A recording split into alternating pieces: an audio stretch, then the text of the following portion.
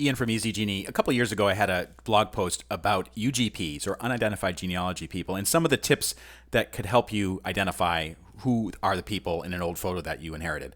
I actually, since then, I've discovered a new resource that I want to talk about today. It's called DeadFred, and basically this is 3 tips for using DeadFred to identify unknown people in the photos that you have. So DeadFred is an online genealogy photo archive. You can see it's kind of old school, but basically the idea is it's free. You can upload photos, you can search photos, and you can also kind of delve into the mystery photos that they have, of which there are thousands on here. So I'm going to give you 3 tips for unidentified genealogy people using DeadFred to maybe narrow down who that person might be if you have such a photo. So the first tool to use in the search photos feature on DeadFred is the location feature. So for example, let's say that you have a photo of somebody, this guy, you don't know who it is, but you do know where the photo came from. Maybe you know the state, so New York, and maybe you know something else, including the town, so Watertown, New York. Maybe you have some other details as well that you can fill in, like the date or something like that, the date range or the age range. So let's say date, so I'm going to guess that this is 1901 to 1920. You click submit, and then you can see the different results for that particular place. So there's 4 photos that meet those criteria: location and the possible time. So I might modify that a little bit. Maybe I might take out Watertown or eliminate the date range, and the number of photos available to me would expand. So that might provide some clues.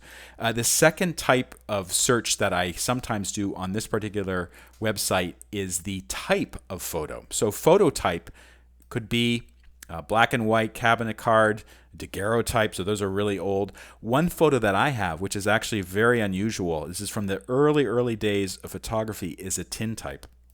And what I could do tintype, and then I could also put in the state that I believe it took place in, New York, and then I could see what comes up.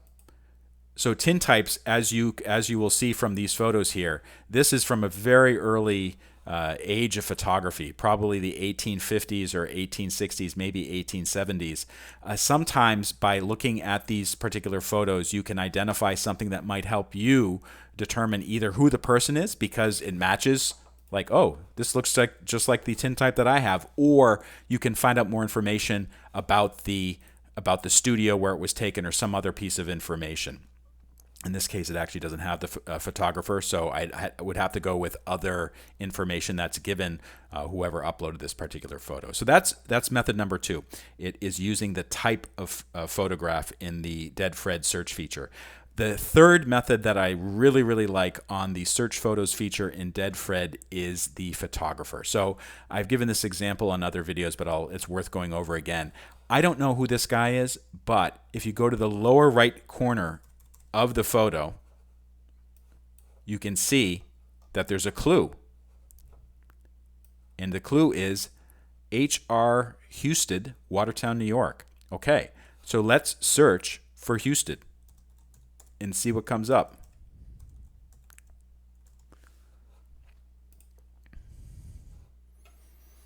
So I can see a bunch of photos came up here, and this one is particularly helpful because I can see whoever did this, they put in the date of the when they think this photo was taken.